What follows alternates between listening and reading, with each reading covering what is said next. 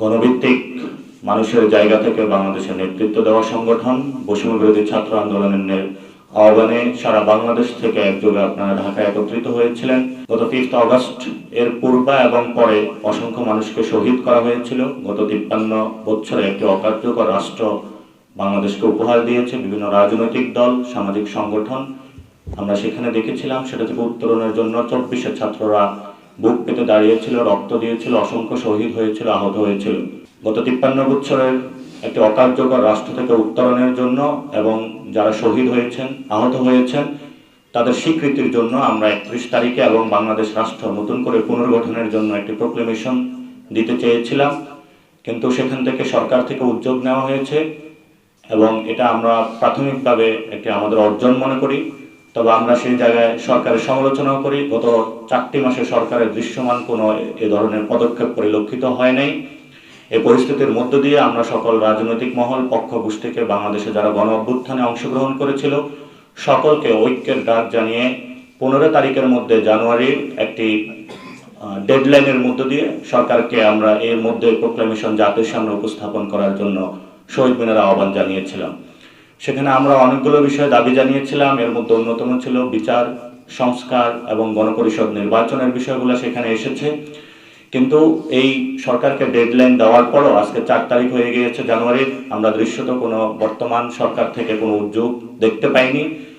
আমরা সেই জায়গা থেকে সরকারকে আহ্বান জানাবো আজকে বা কালকে অতি দ্রুত সময়ের মধ্যেই সরকার জনগণের সামনে কার্যত একটি দৃশ্যমান উদ্যোগ গ্রহণ করুক, রাজনৈতিক দলগুলোকে ডাকুক এবং গণ অভ্যুত্থানের শক্তি যে বৈষম্য বিরোধী ছাত্র আন্দোলন তাদের থেকে সরকার ড্রাফট আহ্বান করুক। এই বিষয়ে সরকারকে উদ্যোগ নেওয়ার জন্য আমরা এখান থেকে আহ্বান জানাই।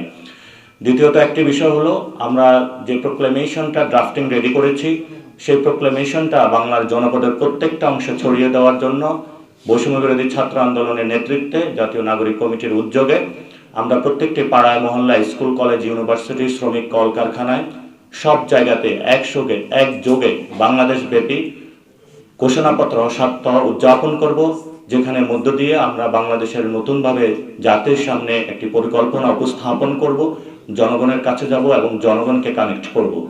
সেই বিষয়ে বাংলাদেশের যারা জনগণ রয়েছেন, আপনাদের আমরা সন্তান রয়েছি এবং আপনারা আমাদেরকে দায়িত্ব দিয়েছেন, সেই জায়গা থেকে আমরা কাজ করছি এবং আপনাদের এই মহামানবতার পরিচয় বাংলাদেশের ইতিহাসে লেখা থাকবে। সেই জায়গা থেকে আপনারা প্রত্যেকে পাড়ায়, মহল্লায় নিজস্ব উদ্যোগে আমাদের ওয়েবসাইট এবং আমাদের ফেসবুক পেজের মধ্যে আমরা লিঙ্কগুলো দিয়ে দিব। সেই ওয়েবসাইট এবং লিঙ্কগুলো থেকে আপনারা প্রত্যেকে লিফলেটটা হলো নিজস্ব জায়গা থেকে প্রিন্ট করে পাড়ায়, মহল্লায় আপনারা বাংলাদেশে একটি দুর্বার আন্দোলন গড়ে তুলুন ঘোষণাপত্রের জন্য, যে ঘোষণাপত্রের মধ্য দিয়ে বাংলাদেশের ভবিষ্যৎ নির্ধারিত হবে।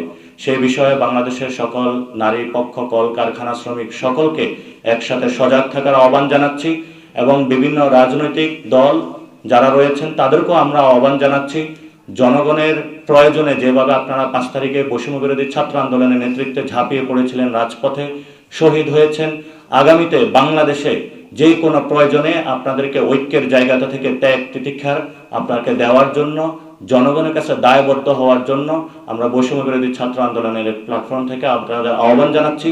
কারণ জাতিকে আপনাদের অনেক দেওয়ার আছে, জাতি আপনাদেরকে অনেক দিয়েছে। সেই জায়গা থেকে সকল রাজনৈতিক দলকে এই বিষয়ে উদ্যোগ গ্রহণ করার জন্য আমরা আহ্বান জানাচ্ছি এবং আমরা যদি আগামী কয়েকদিনের মধ্যে কার্যত কোনো দৃশ্য উদ্যোগ না দেখি, আমরা সরকারকে সেখানে আরও জোর দাবি এবং মাঠ থেকে জনগণকে সাথে নিয়ে ঐক্যবদ্ধভাবে কিভাবে প্রোক্লেমেশন বা ঘোষণাপত্র জনগণের সামনে নিয়ে আসতে হয় সেই বিষয়ে কঠোর কোনো কর্মসূচির দিকে যাব ইনশাআল্লাহ।